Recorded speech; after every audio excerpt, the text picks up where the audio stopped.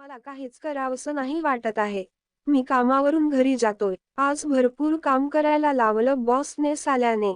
थकलो आहे. घरी जाऊन थंड पाण्याने अंघोळ करणार मी. हे मी काय बघतोय? मला माझ्या डोळ्यांवर विश्वास नाही बसत आहे. रस्त्याच्या मधोमध एक भूत बसलं आहे. त्याने मागे वळून माझ्याकडे पाहिलं. बेकार घाबरलो मी.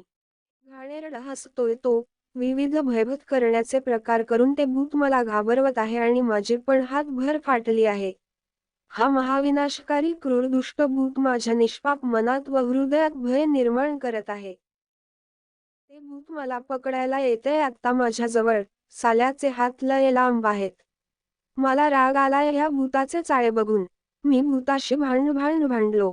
मग त्याला 10-15 शिव्या घातल्या माझ्या मातृभाषेत आणि बोललो की निघ साल्या, माझ्या डोक्याचं हे नको करूस. माझ्या उत्तम शिव्या ऐकून तो रडायला लागला.